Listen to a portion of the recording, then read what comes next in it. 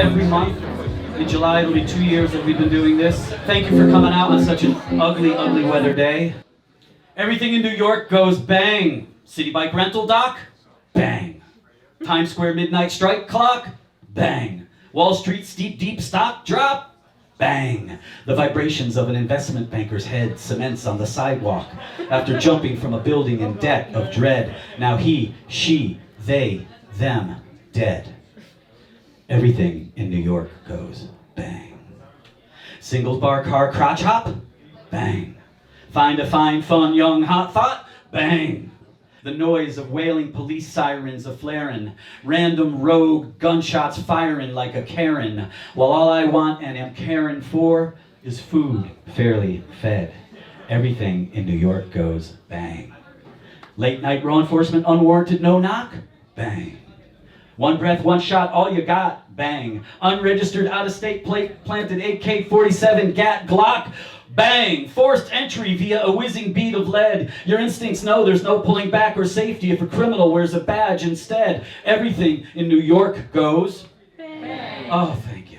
Chat, GPT, MVTV, pop rock, TikTok, Splenda jelly, or insta-gratifying grams of opium. No, I was cultivated in Sufi monasteries of Yemen, where I was famed, flamed, tamed, farmed throughout Arabia, recognized word of mouth as delicious as a labia, then smuggled, swollen, stolen from my indigenous utopia out of the caring hands and into a random, unforgiving capitalist cornucopia. I have been mistaken for a bean, slurping me across your tongue, spitting me out of your mouth, your mind, sniffing me into your heart, and for some of us, out the behind, like I said at the start. Now, before I get too sweet on this tasting bud bliss, let us all remember I'm pissed! Numbers will multiply the disconnect from our true names in nature to this misnomenclature every block to block to block. So now I'm asking you to join me. This poem is dedicated to my house that was bombed in Damascus, Syria in 2012. But today it's a tribute to all the houses that fell in Syria and Turkey during the earthquake last month, and all the houses that are falling in Ukraine every day. Bombed. Silence for death, and silence for exodus. Clamor deafens the sleeping walls, and clamor interrogate the quiet windows. Silence for the howling of the shuddering stones, and silence for the broken glass groans my house fell. Who will whisper lullabies to the walls quiver? Who will gather kindly the glass scatters? Who will search for my childhood notebooks? Who will recall the innocent laughs? Who will remember the elders' fables? My house fell. Who will protect my family's pictures from the policeman's shoes? Who will retrieve from the garbage bins the curtains of my room? Who will save the remains of my dolls from the policeman, from the neighbor's room? My house fell. My father's shoe tapping on the stairs, the house bell ringing, the clatter of the dishes, and the mischievous giggles, the smell of chimneys, winter time, the breeze of summer on a balcony, flower pots and jasmine dangling. In my ears, the boom of the blow is repeated, and in my chest lies a map of fear.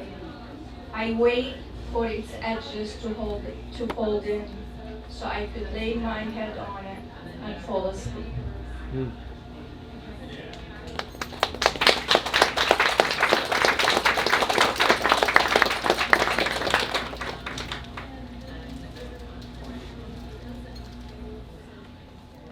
I harvested stalks of wheat from your eyes upon me.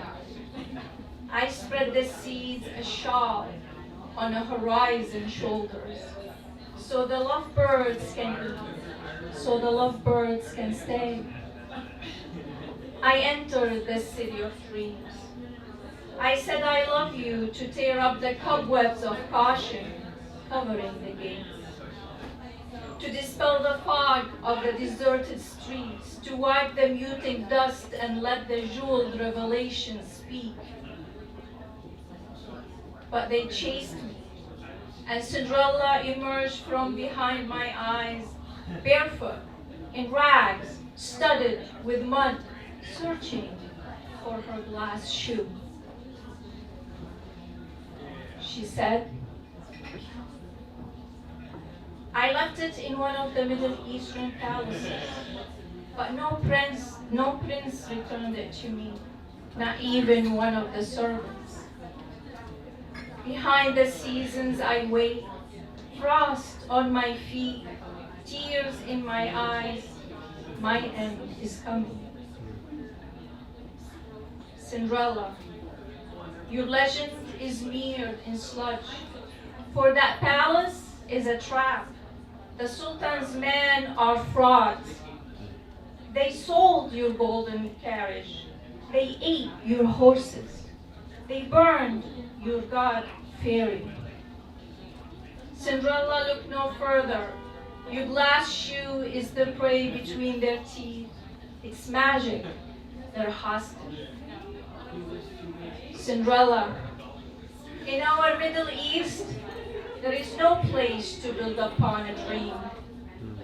When you came out of the picture book, they disgraced your crown and shamed your throne. Today, I had dinner with my family. They gathered around the table. I sat in the kitchen, behind the counter, more than 6 feet apart. They ate pasta.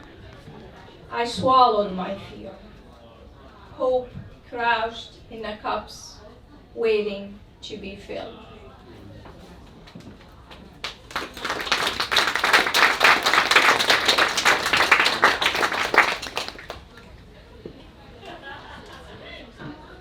This next poem is from my manuscript in progress called The Voices We Can't Hear. The Shades of Black, George Floyd.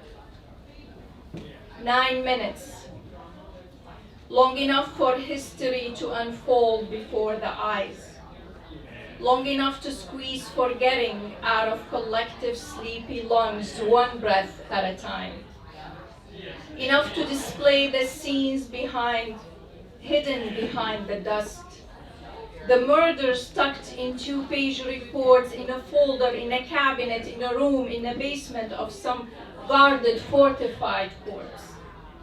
9 minutes, long enough to slash open the cocoon, long enough to wake the giants in the caves, long enough to stretch from pole to pole, circle around the equator, like a mouth, open a gust, nothing to say except, I can't breathe. 9 minutes, long enough to melt the layer of paint, coating the murals we've told to obey, long enough to reconstruct the faces of the Secret Servicemen who stood by the door of my college dorm, long enough to whisper the names of the girls slain in the name of honor in some faraway lands, long enough to recite the voice of my instructor. Go back and learn English, he said, 30 years ago. Go back where? I should have said, I am an American citizen now. I had more than 9 minutes to say something then, but I didn't. I now speak of the shields of road with privileged skin. 9 minutes, corpse of rebels dragged on the street of my hometown. Dictators wearing blue and guns. 9 minutes. I see all the resume written in 9 seconds before being read. The name does not sound right. 9 minutes, you push a baby out of your birth canal and she screams and she cries, there is no going back. 9 minutes. The face stares at the camera while pushing life out of another man. Cold stare to boil nations, to burn cities, to cleanse brains, to move mountains, to yank roots from roots and turn the skies upside down. 9 minutes. 9 minutes. My daughter will never be pushed behind a boy. 9 minutes. My accent will not drag my face in the mud. 9 minutes to erase color signifiers from the brain. 9 minutes, free the people of shackles and nooses. No cries of torture in prison. No rape behind fancy titles. No resume in the trash because they hold a foreign name. Not again. 9 minutes, the collar, the iron bite, the whip come to life. Not all lynching uses ropes. 9 minutes. Long enough to measure the distance between white only and colored bathroom. The chasm of mindlessness between the front and the back of the bus. Between two water fountains on the same block. 9 minutes is longer than 50 years past. Different disguise, different script. 9 minutes, long enough to plow into murderer fathers, rapist uncles, beating husbands, abusive school teachers, killer cops, dictators, kings, instructors, all have blood on their hands. All kneeled one time or another over a helpless neck to squeeze out lives. 9 minutes, let the oppressed rise. When the monster under my bed welded their teeth, I called for you so I could sleep under the blanket of your arms.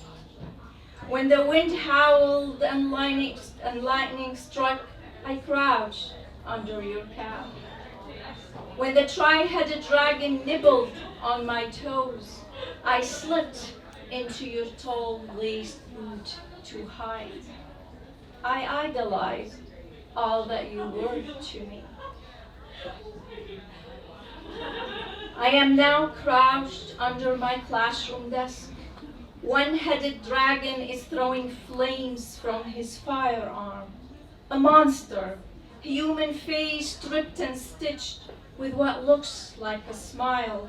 I call you, 911, come save me, save us. Here you are, as I always thought you would be, armed and burnished with your silver star and armor bigger than life. I see you. No, I feel you behind the walls. Save us. You are not here. I am not you. I am not me.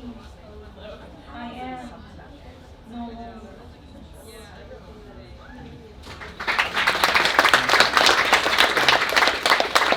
5 fights today. I got in 5 fights. I got in 5 fights today. This kid, he hit me in the jaw. He make this mark on my jaw. I was standing there with my left hand on his throat tube, popping it in and out like a soda can. My right hand up in the sky, a clump of sun shining through it, and I felt like I was sitting by a fire somewhere, beating it rhythmically, feeding it senselessly. I got in 5 fights today. I got in 5 fights today. Come on, everybody. I got in 5 fights today. I got in 5 fights today. 2 guys, 2 other guys. When I showed you, make this mark. I got in 5 fights. My brother builds machine parts and cigarette filters. It's poison in your ass at the public pools. It's poison in class at the public schools. Birds have to be tough to live around here. My name means something in the Bible. Page 247. I have a cousin. He's 3. I fought him. Before that, it was play fights because his head was too little or it would crush. I got in 5 fights. I got in 5 fights. Please, someone flutter through me.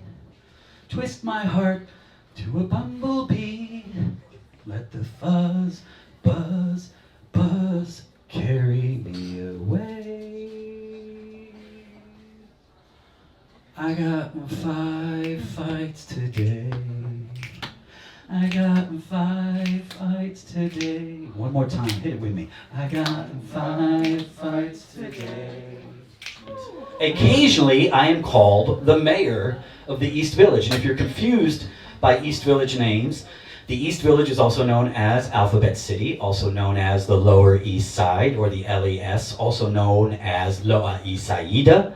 If you're a Lower East Sider, then you are a Lower East Sider. And if you are a Lower East Sider, then you probably know, or you are one of the many mayors in our neighborhood. So, I thought I'd make a little list and name a few of them for you here. Are you guys not beatniks tonight? Come on, be beatniks! I think we're mostly Jess. All right.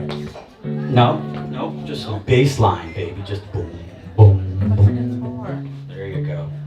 There's the mayor of 6th Street and Avenue C, a retired pimp with a master's in street degree. Then there's the mayor of 4th Street and Avenue A, her hair like community garden hay, a little beige, a little brown, a lot of gray. Then there's the mayor of B&3. She's a sex worker out of work. We don't say laid off for obvious reasons. She's on sex workers comp, but if you got the money, she's willing to romp in any season. The mayor of St. Mark's at 1st Avenue. You look at him, he looks right back at you. Eye to eye, he turns the screw. And your spare change, it knows just what to do. Then there's the mayor of Pitt and Stanton. Flew here from Cleveland. Or did she drive in from Scranton? Found a job, married a local, lost her job, divorced the local. She hasn't quit, she has the grit, she's still standing. Then there's the mayor of Houston, not Houston. The envy of all envy, the very first his and her, his and her. And they're all mayors of living life shackle-free. All these mayors in their own way, they just want to be perceived, myself included, not as players out to swindle, con, or deceive, but as modest micro-mini mayors, integral to showcasing and maintaining the many layers of the putrid, perfect places and pride, not listed in your tourist guide of Alphabet City, the East Village, Lower East Saida, the LES, the Lower East Side.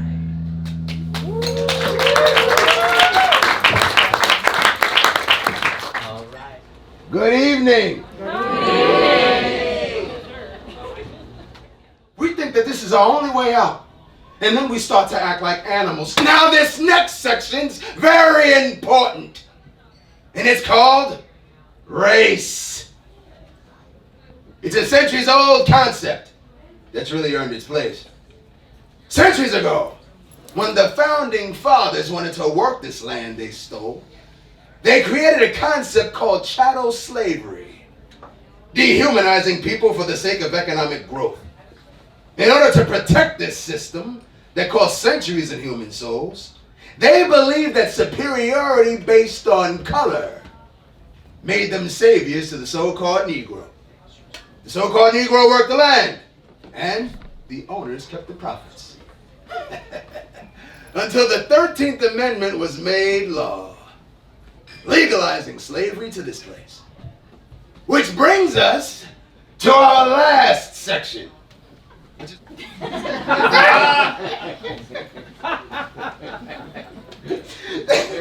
is how you all keep your jobs. So pay close attention to it. These specimen, the descendants of the so-called Negro, have now become a bit of a burden, and we're not quite sure where they should go. So, it's imperative that we fill up our correctional facilities with those who fit the description of brown and black identity. Free labor is always better than one you have to pay. And with the help of legal aid, we crank out more plea deals by specimen every day. More plea deals, more beds filled.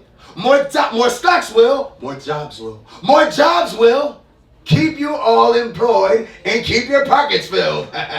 You got it? Good!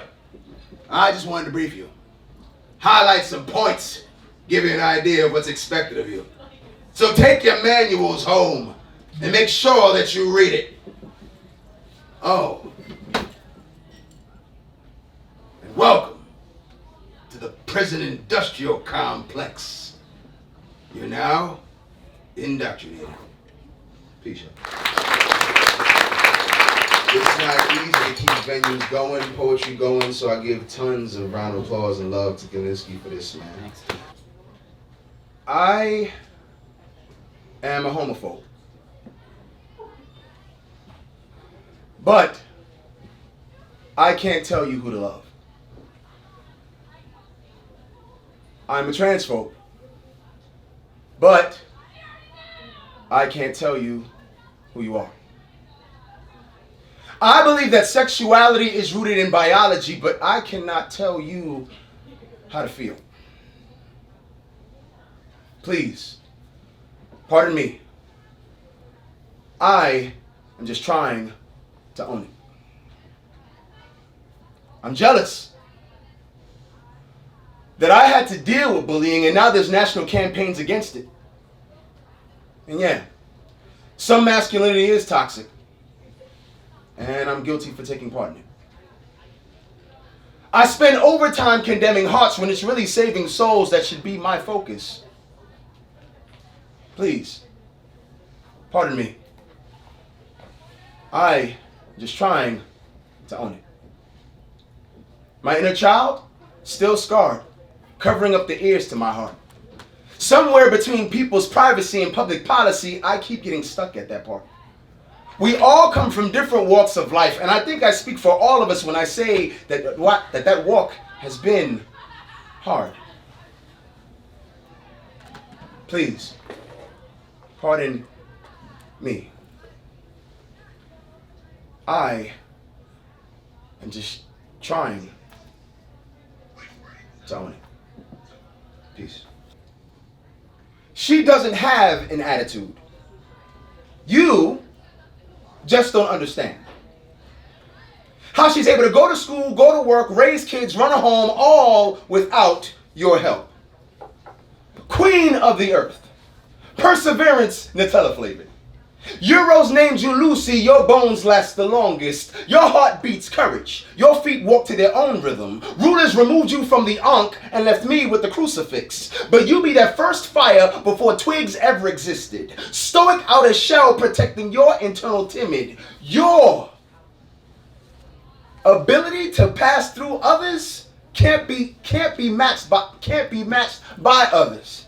Whether Pharaoh of Kemet or Liberian president, you stand equivalent towards male majestic. Babies say dad first, but mama more often. You go fist the cuffs when on board a crowded train. Excuse me, I got my stroller here. Or a PTA meeting. What you mean my child is dumb? No, you just don't know what you doing.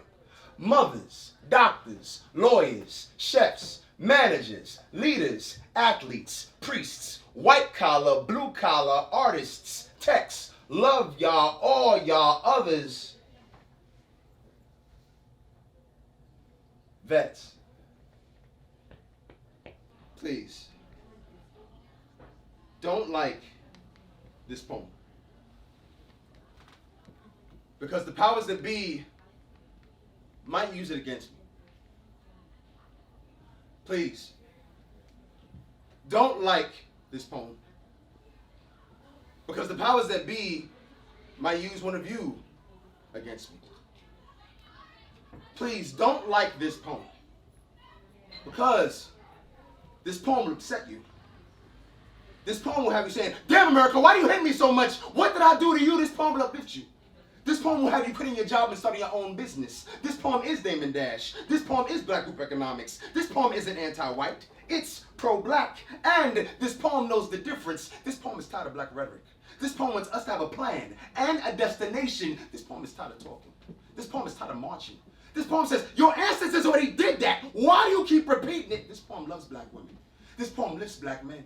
This poem nurtures black children. This poem fixes black homes. This poem doesn't need your help. This poem is a liar. This poem has trust issues. This poem has been conditioned to do exactly what it's doing. This poem isn't just waiting for Jesus. It's emulating him. And this poem knows the difference. This poem is a video vixen with the PhD. This poem is a 12-year-old with a master's degree. This poem has no PhD or master's degree, just like Malcolm X. And just like Malcolm X is very well respected, this poem is gentrification. Packing up its bags and moving back where it came from. This poem is Muhammad Ali on steroids. This poem is Muhammad Ali on a microphone. This poem is Muhammad Ali on steroids on a microphone, unplugged. This poem is Amen. This poem is Hotep. This poem is Allahu Akbar. This poem is Namaste. This poem protects me as I go out and as I come in. This poem doesn't want to be judged. But this poem is an adult, and sometimes it's supposed to be judged. This poem should know better. This poem believes in karma. This poem not only believes in the power of prayer, but the work that goes with it. This poem is James Evans on Good Times. Struggling, but not leaving his kids. Struggling, but not selling drugs. He's struggling, but not beating on his wife. He's struggling, but he's not leaving the home. He is struggling, but not equating his manhood to his bank account. Man, you bugging. This poem doesn't wear sunglasses at night. This poem is full disclosure. It wants you to look inside of its eyes. This poem says you stay on your side of the room, and I'll stay on mine. This poem is pineal glands maximized. Toothpaste, no fluoride. Tap water, no fluoride. This poem doesn't wear sunglasses at night. Oh, look at there. This poem done said that twice. This poem doesn't believe in killing animals for sport. This poem doesn't believe in killing black people for sport. This poem doesn't believe that black people are animals, but believes that black people should defend ourselves the same way animals do. This poem doesn't do all the things that Egyptians did. This poem doesn't do all the things that Christians say.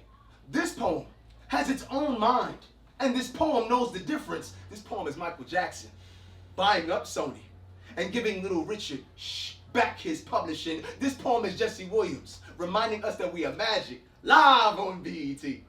Holistic doctors curing cancer for free. Dr. Sebi curing AIDS for free. Taking the money back from these pharmaceutical companies and giving it back to you and me. This poem is the ghost of Whitney Houston.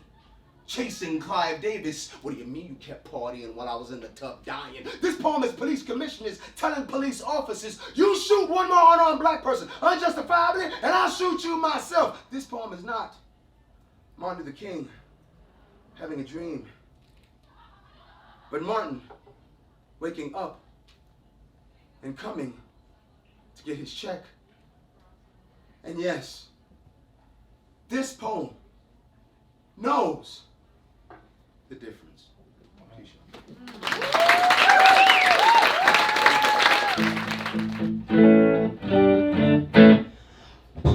I spent the weekend celebrating life and the love that it brings. Give me a spaceship and fresh clean air and a first class ticket to I don't care.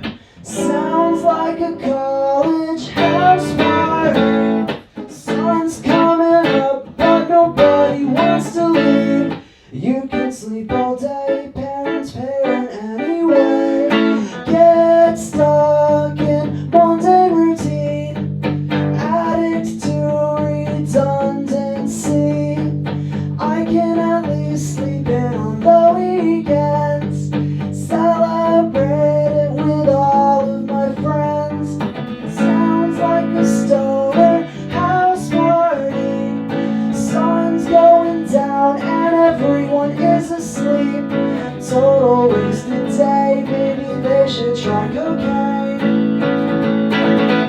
I don't mind, I'm still sleeping until noon. I'm still wasting all the time, don't consider the doom and gloom. Someone bought some stuff that you never saw before.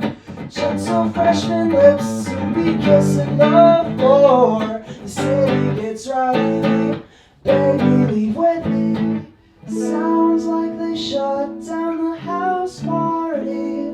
The roof was on fire so everyone had to leave. Dense appendix burst, man I bet that really hurt. That was the best house party. So damn good that nobody wants to leave. Music sounded great, man I live for Saturday.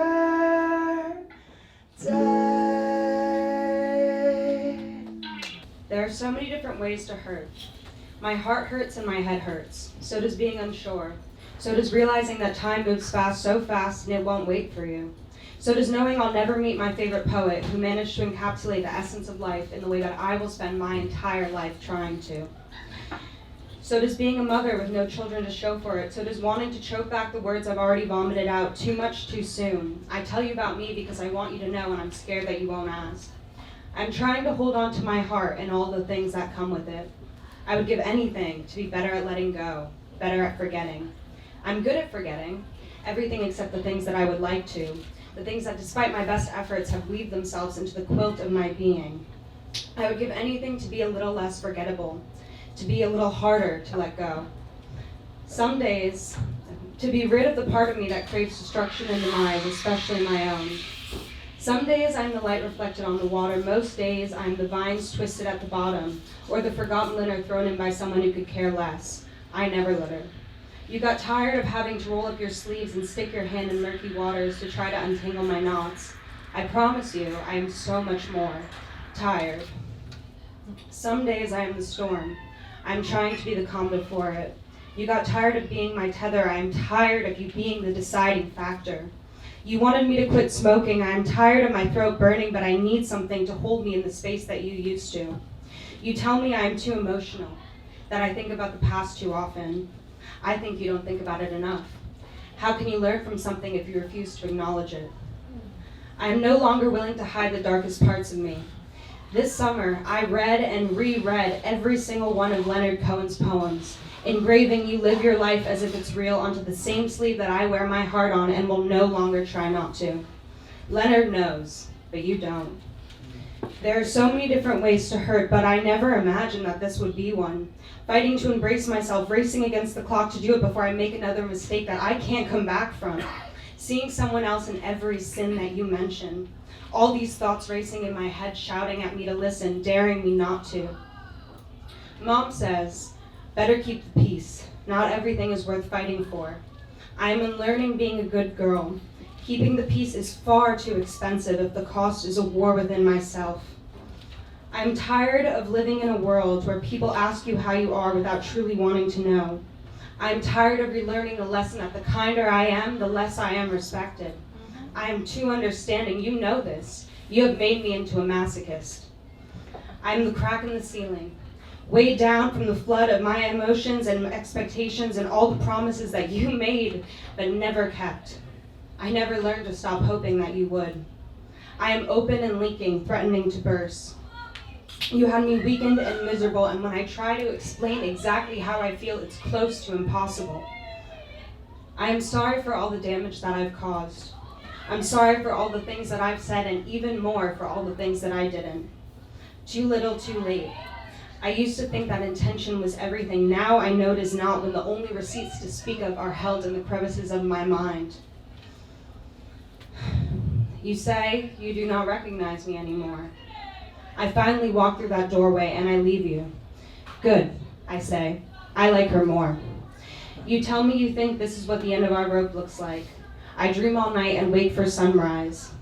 5 things that I'm grateful for. Yes, there are so many different ways to hurt, and just as many to survive, but I'm learning to live.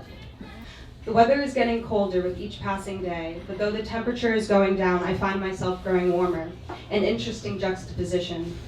I had forgotten how much I enjoyed the changing of the seasons, watching the leaves turn and fall. There is only so much comfort to be found within sameness and subtlety. I prefer harsh jolts and distinct lines. There's more emotion in it. When I was younger, my mother used to tell me I was all skin and bones. It was a wild thing to wrap my mind around because, you see, I was never just skin and bones. I was warmth and love and light and magic. As I grew older, she started to see what I meant in the swell of my hips and the curve of my thighs. She worried that the eyes that followed me down the street would be preceded by catcalls and wolf whistles, because evidently there is nothing humane about the way this society degrades its women. There's nothing humane about the way this society shames its women. There's nothing humane about the way this society fails its women. On the days that the sun kisses my skin with a little more passion, I am warned not to wear anything too much. I want to smile, tell my mother that the day I give 2 fucks about who I am too much for, I have become too little for myself. I have come to learn that the power in my walk shakes the earth beneath me, but the only ones who are afraid are those with unsteady feet. I was raised with the notion that I must look to others for validation, when in truth, I have held this universe inside of me since the moment I took my first breath. I am a woman. And for far too long, I have worn this title like an oversized sweater, trying to shrink both myself and the word to fit what society tells me I should be. I should be seen and not heard. I should speak when spoken to. I should swallow my own voice to protect the fragile ego of this patriarchal dictatorship, I mean democracy, we live in.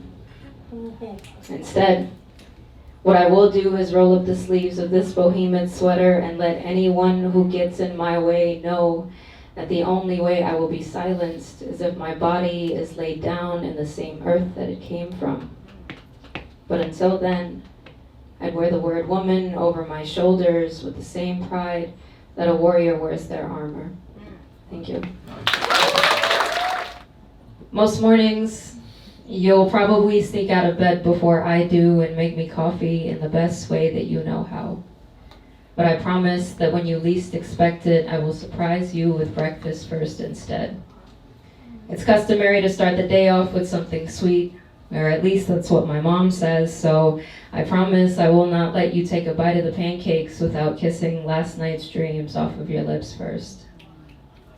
I might be a little cranky some days, even anxious enough to ask if you still like me. And I mean, yeah, I know you love me, but liking isn't really the same thing. Last love, I promise it's not you that I'm doubting. It's just my own inability to believe that I could deserve something this kind of wonderful. I want to make you feel wonderful, so I promise that on the nights that you don't, I'll pluck the stars from the sky to surround you with.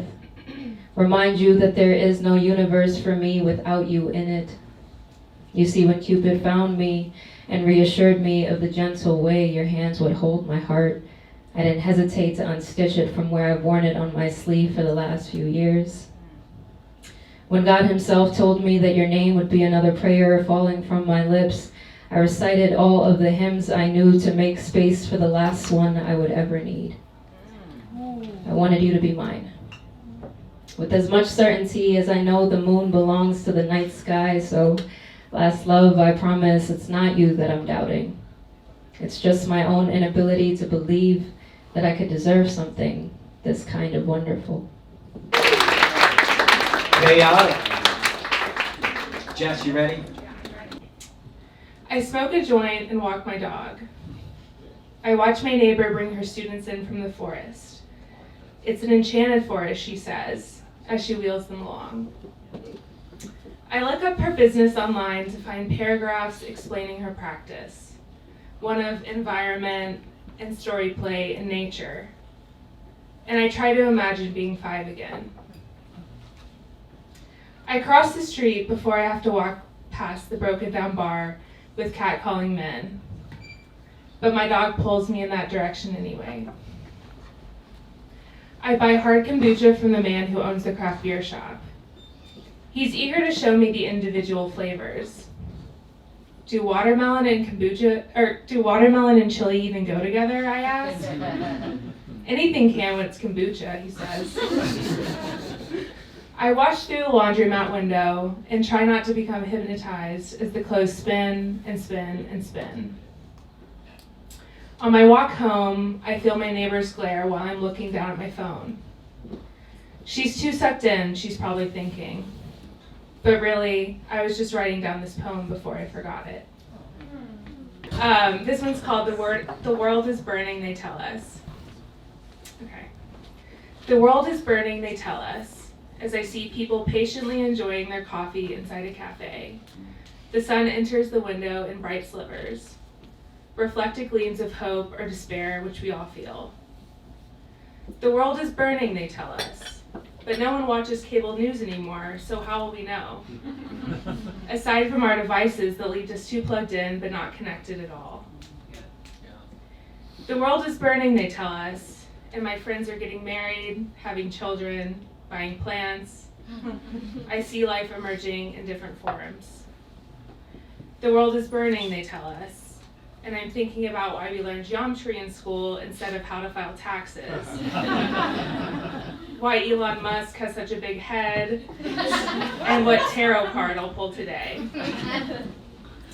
A UFO fell into the sea, I read, as I flip through a magazine that's on its way to folding. The world is burning, they tell us, and in 30 years, Manhattan will be flooded. Have you ever seen an island underwater? No. Keep your applause rolling for Ron Kolm. Ron Kolm is here.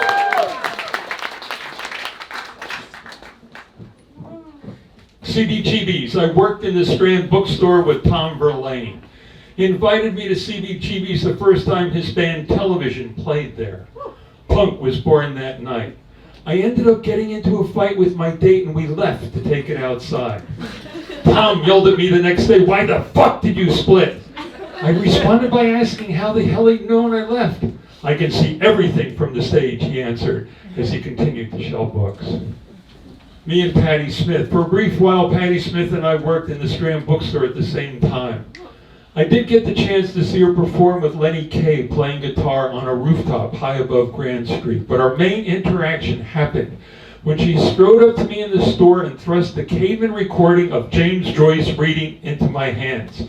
"Someone told me I looked like him and gave me this. That's bullshit." "I heard you like him, so it's yours." I still have that record in my collection. Patti Smith wrote a really great obituary, if you will, about Tom Verlaine, who died, just a couple of weeks ago. It was in the New Yorker. For what it's worth, Tom Verlaine was just the coolest guy. He was really wonderful. Whenever I'd want to see him, if you went by the Strand Bookstore, this outside sale books, at 6 in the evening, Tom Verlaine would be looking at old books. Acker Awards. In 2013, I got an Acker Award from Clayton Patterson for being the editor of the Evergreen Review after Barney Rossett passed away. I actually knew Kathy Acker back in the day when I was managing New Morning Bookstore in Soho. She would stop by and ask to use our only phone, talking on it for hours, which made it difficult to place orders. "I need to call a publisher," I begged. "Sorry," she'd say, "I can't hang up. I've got my agent on the line." And I go back to pricing books.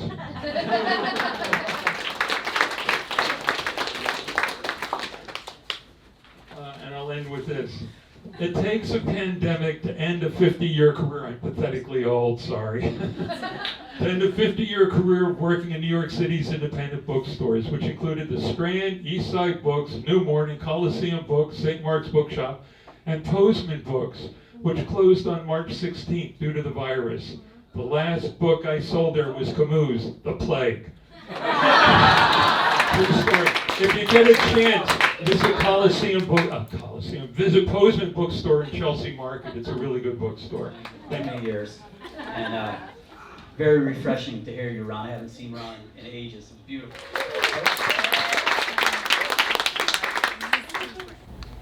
I'm trying not to make things about me on the eve of a night where someone else will die. You showed me wispy in my mother's dress, in my apartment bathroom, a familiar stranger, and say, be vigilant. Do not make this about you, even if it's about you. I've seen what's left of death's face in my mirror. It looks like that might be, or that might have been, or that is me. The goodbye slipped my mind again, busy as I am with sweet 16s, hellos like poems or curses, my bookshelf here and at home, the endless work of making my simple tragedies epic. And you again. You again. Here, today, tomorrow, for some time. I didn't forget to say it. It slipped from its vine and fell into a cold juice, ready for drinking or cooling or missing. Always missed. I can't shake the feeling that if I'm not meant to say goodbye, there's something coming for me that's not ever meant to leave. I didn't forget. I took a sip and savored it with my lips pursed and asked, why do people jump from planes when there's already so much falling happening all the time? What do you get? To see what will happen. That's what you get.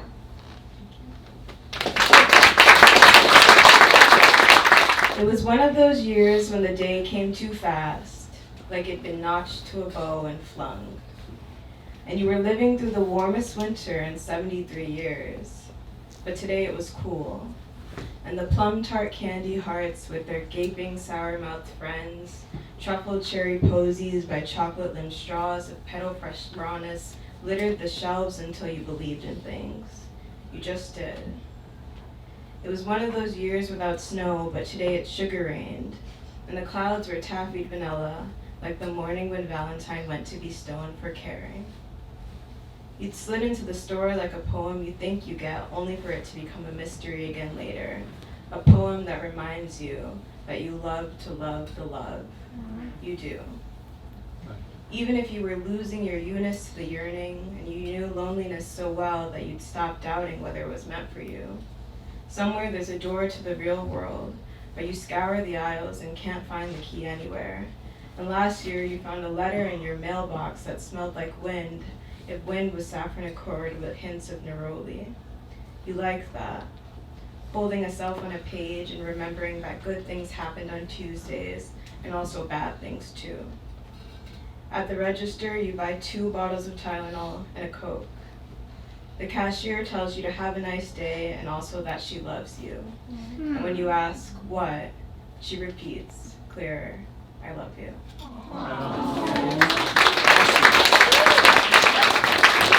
Cassi, Quayson. Yeah.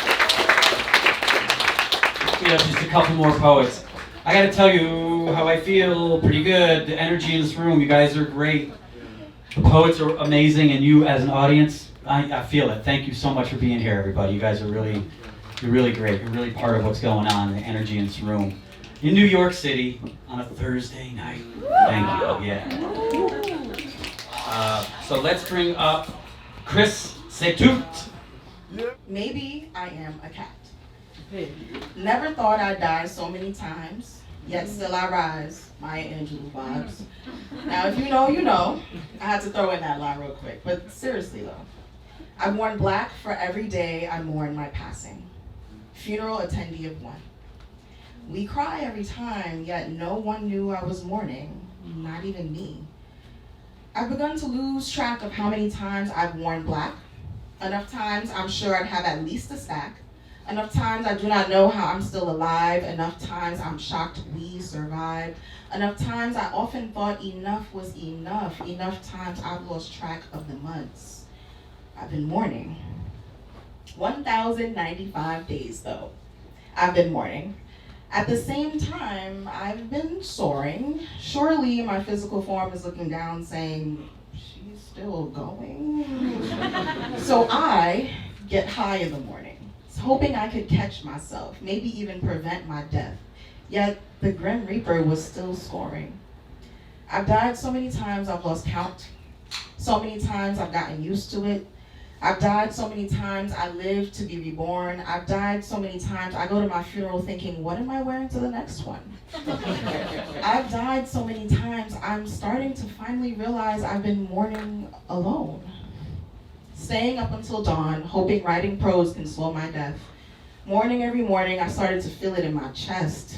Funeral attendee of one, but we cry every time, and I still don't know how many lives I have left.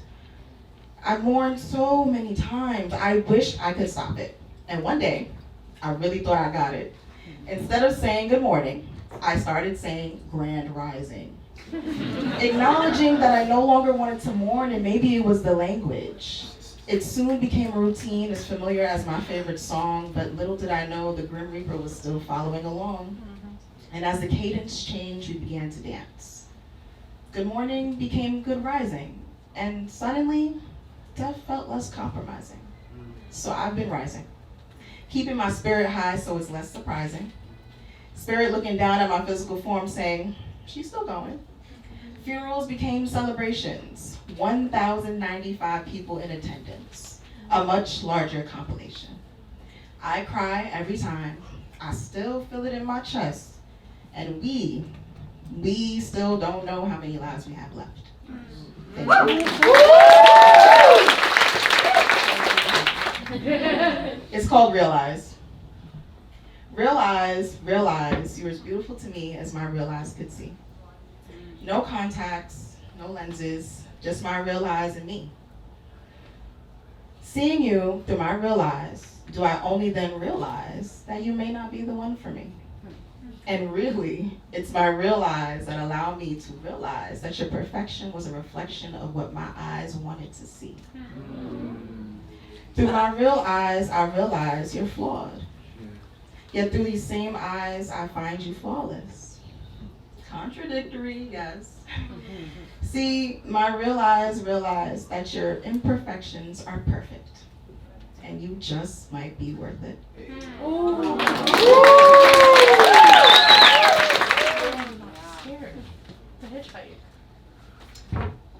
It was a fucked up thing to do.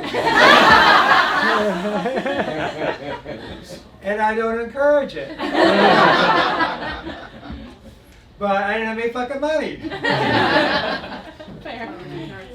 So, I mean, was it less dangerous back then? Probably not. But anyway, I grew up in a small town, and so everyone's getting personal tonight, so this one's about the day I was born. And so I think you were talking, someone's talking about biology and all that. So this is about biology and gender and that stuff. But Dr. Chapman was the doctor who delivered me, and he had his slick back hair, little pencil mustache like John Waters, and very old style, like at a Hollywood movie. But I'm talking too long. It's one poem. Okay, it's a short poem. Okay, so Dr. Chapman. The moon shined on her big round belly. My mother. A certain way at a certain time, and the stars lined up a certain way. And that was that. I was there, inside. Dr. Chapman, he brought us all here. All my brothers and sisters, our tribe, and me. I would be a girl, he said with certainty. I still have that first bracelet. Our proud family name, beaded in pink. What confusion reigned at the delivery, uncertainty that followed me all my life. And here, I am. All right.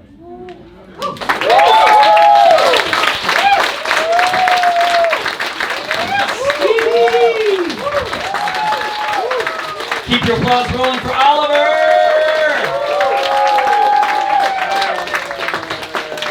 Stevie is my new friend, and Oliver is my longtime friend. And Oliver has wild tentacles. Enjoy. We should also appreciate Oliver for wearing 3 masks. That's really hard. Yeah, well, you get used to it. It's not really that hard. I was going to take this off, but can you hear me? Yeah. Okay, then fuck you. You just made my mother very happy. Okay, well, there you go.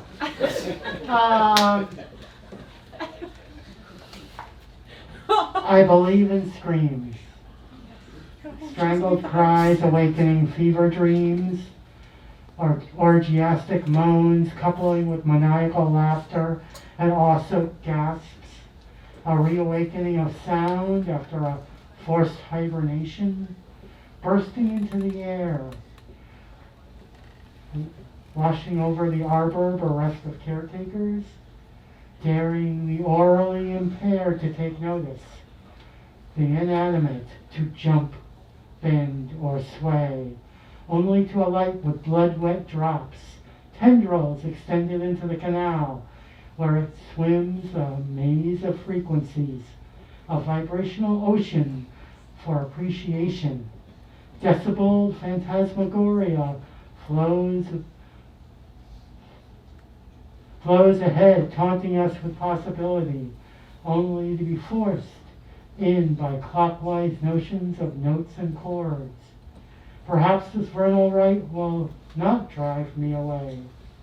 Drawn by some lunatic lover's evolution of the music of the spheres, I resist, for I believe in your spring screams. And their orifices in the front here. Pardon the interruption, but does it have to end here? In a verbal cul-de-sac, a word wall, if you will, no hole for us to peer through, no amount of lexical legerdemain allowing us another route over, around, or under. Retracing our steps could be an option, but do we have to go over it yet again? Weren't we getting somewhere? Did we not cover enough ground? I, shovel in hand, start digging, reaching for any combination of concepts to breach the bastion, hoping to dwindle the impasse to imperceptibility, unearthing each statement, stone by bloody stone. No? How about just a digital handoff then? A tale too difficult to tell, a tree too high to climb. You have another story why it is unreachable. I teach you how to fish. You just spear the lessons. You fan the flames of fault, hoping they'll engulf us in a pyre of forgetfulness. Blind, we walk through memory fields, switching out our eyes, believing the other is the elephant, so the truth will ease itself over to us. Whisper the simplest way out.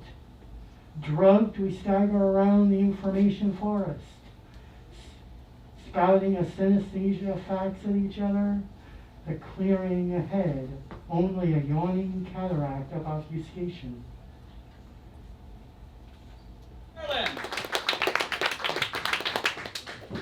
There is an echo pulsing through her brain.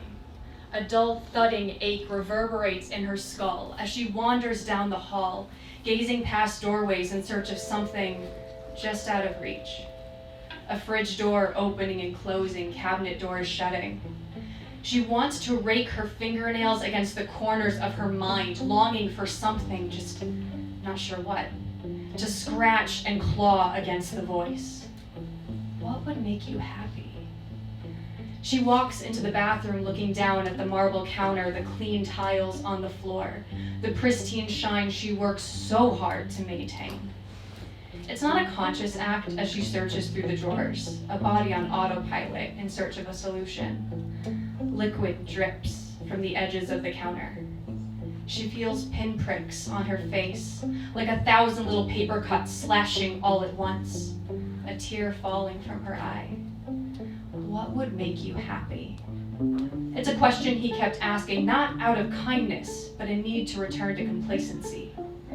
She tried to explain it to him once, as they sat on their porch with a drink in hand and she could taste the smoke of his cigar on her tongue. The wind was blowing her hair and stars seemed to ignite against the sky. The heat of the night sent a line of sweat down her back, but she did not wish to move. She told him, "I swear, I'm happy." He raised an eyebrow at her and she kept studying her glass. Or maybe not happy, but satisfied or content.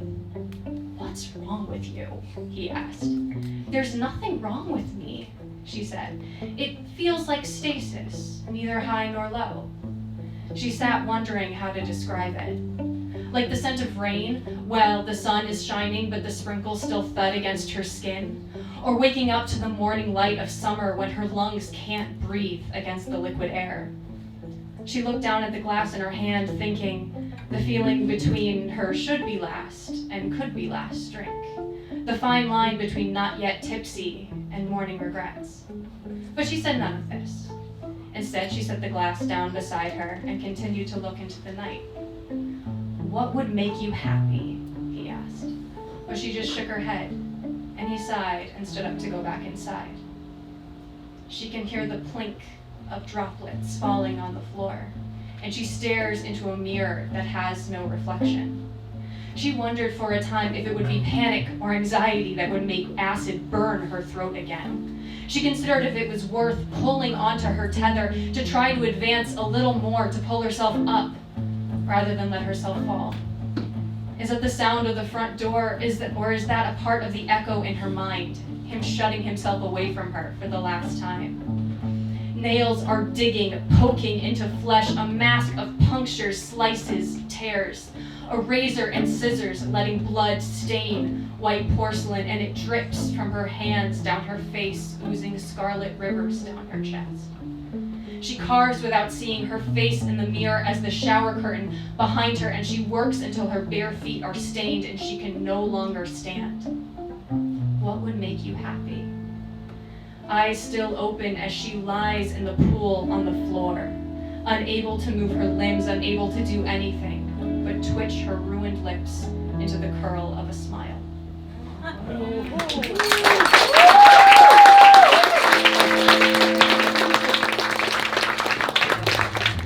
You heard about that drunk driver, didn't you? You heard about it.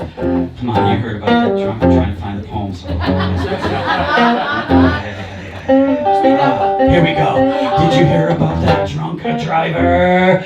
You hear about that drunk driver? You must have heard about that drunk driver. He walked out of the club, unlocked his car, unlocked his club, rolled the window down, turned the AC on, rolled down the street through a red light stop sign, plate glass window, mumbling something about his teeth, pieces of brain being stuck in the dashboard. Did you hear about that drunk driver? Did you hear about that drunk driver?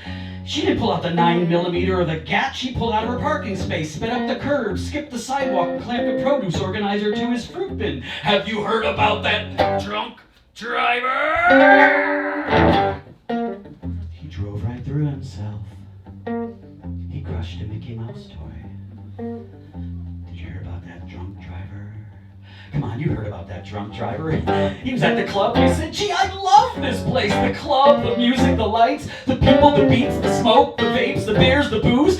I think I'll have another beer, another beer, another beer, another beer, another beer, another beer, another beer, another beer, another beer, another beer, another beer, another beer, another beer, another beer, another beer, another beer, another beer, another beer, another beer. Celebration shot. Another beer, another beer, another beer, another beer, another beer, another beer, another beer, another beer, another beer, another beer, another beer, another beer, another beer, another beer. Celebration shot. Did you hear about that drunk driver? That drunk driver, she drove right through herself. He slipped into his coat, he slipped into his truck, he slipped into a coma. He saw the police beam flash so bright in his eyes, he finally thought he saw the light. He thought he saw the light, he thought putty cat, he thought putty cat in the middle of the road, he did, so he swerved into the forest where he landed next to a toad and said, "I bet I can belch louder than you." Have you heard about that drunk driver?